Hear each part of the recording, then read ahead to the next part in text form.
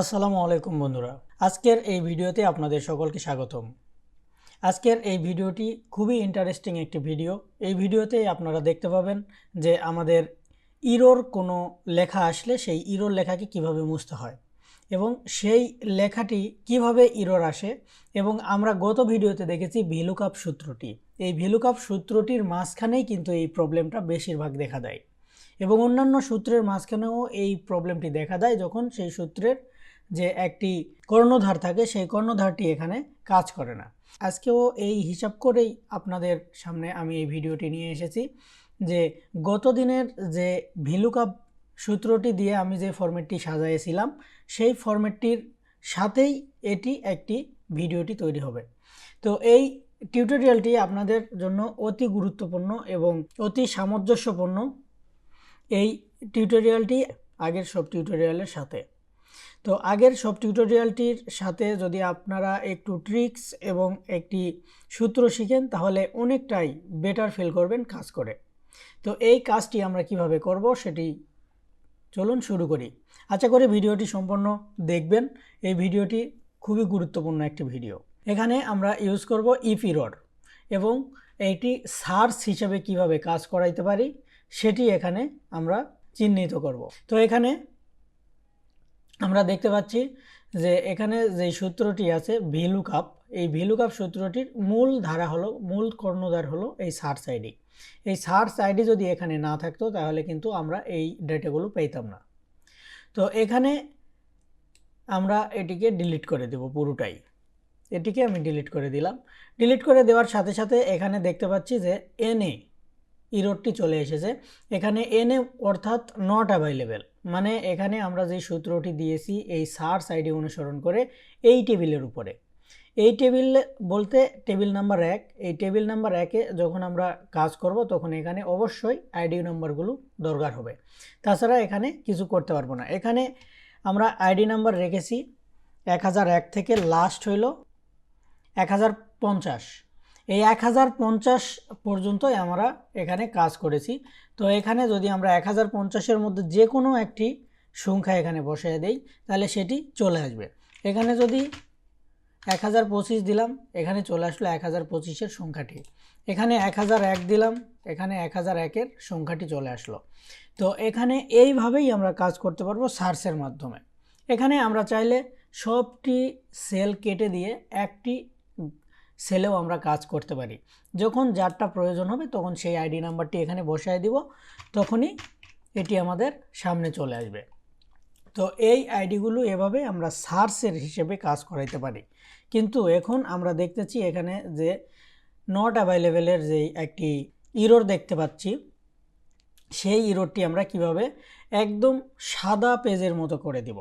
সাদা পেজের মতো বলতে এখানে শুধুমাত্র আমরা সেল দেখতে পাবো, কিন্তু এই সেলের মধ্যে অন্য কিছু থাকবে না, কিন্তু সেলের ভিতরে সূত্রটি বিদ্যমান থাকবে। তো এখানে আমরা যেই কাজটি করব সেটি হলো ইফ ইরর ব্যবহার করব। ইফ ইরর কিভাবে ব্যবহার করে, এখানে আমি যে কোনো একটা সেলের উপরে ক্লিক করলাম, নট অ্যাভেলেবেল সেলের উপরে।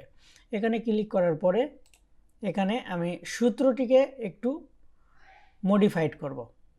এখানে যদি দেখতে অসুবিধা হয় তাই আমি এখানে করতেছি, ডাবল ক্লিক করলাম। ডাবল ক্লিক করার পরে এখানে ভিলুকআপের সূত্রটি সম্পূর্ণটি ঠিক আছে। এখন এই সমান চিহ্নের সাথেই এখানে লিখব ইফ ইরর। ইফ ইরর এখানে এইভাবে একটি সিলেক্ট করে ট্যাব বাটনে চাপ দিলাম, ইফ ইররটি চলে আসলো। ইফ ইররের এখানে দেখুন যে সুন্দর করে একটি হিন্টস দেওয়া রয়েছে। এখানে যে হিন্টসটি আছে সেখানে হলো ভ্যালু, ভ্যালুর পরে কোমা এবং ভ্যালু ইফ ইরর।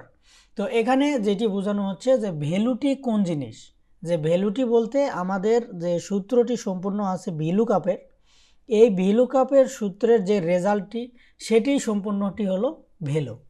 এখানে এখন আমরা দেখতে পাচ্ছি ইফ ইরর যে পর্যন্ত লেখা আছে, এই লেখার পরেই একটি ফার্স্ট ব্র্যাকেট আছে।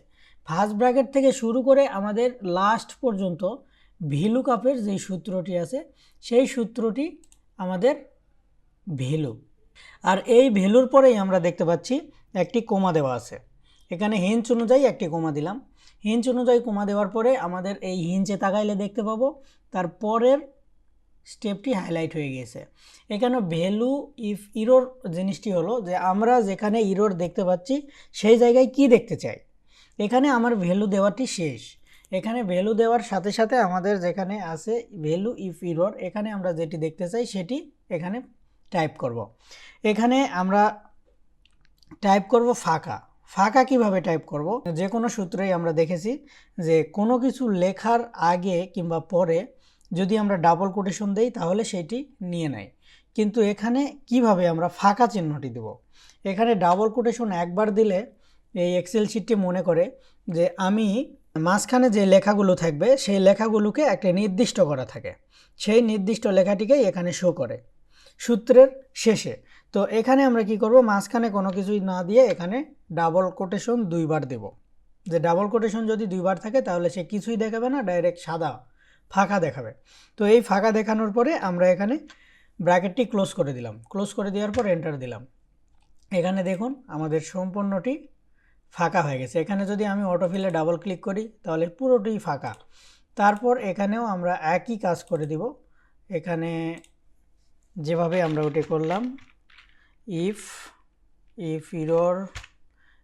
ইরর দেওয়ার পরে এখানে লাস্ট একটি ক্লিক করে কমা দিলাম। কমা দেওয়ার পরে এখানে ডাবল কোটেশন 2 বার দিলাম। দেওয়ার পরে ব্র্যাকেট ক্লোজ করলাম, করে এখানে এন্টার করে দিলাম। তারপর ডাবল ক্লিক করে অটোফিল করলাম। এখানে 1001 দিই তাহলে এখানে কিন্তু 1001-এর যে মানটি আমাদের নাম এবং স্যালারি সেটি চলে আসবে। এখানে যদি 1030 দিলাম তাহলেও চলে আসবে।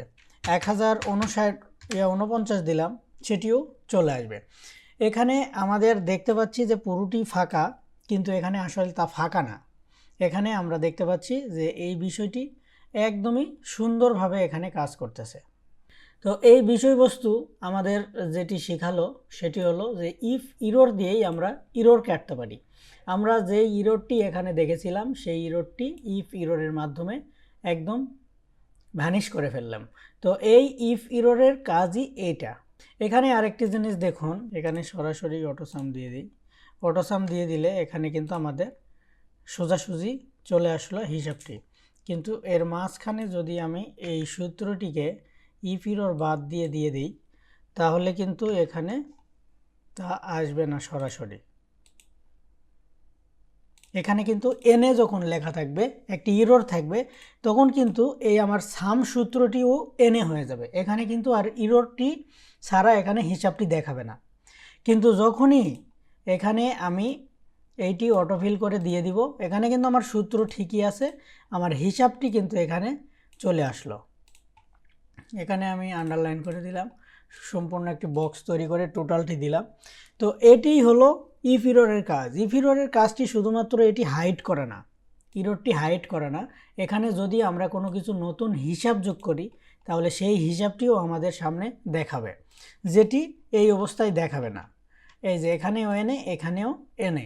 এখানে কিন্তু আমরা অটো সাম কিন্তু দিয়ে রেখেছি, এই যে দেখেন এখানে সামের সূত্রটি কিন্তু দেওয়া, তারপরেও কিন্তু আমাদের এখানে সামের কোনো যোগফল নামে নাই।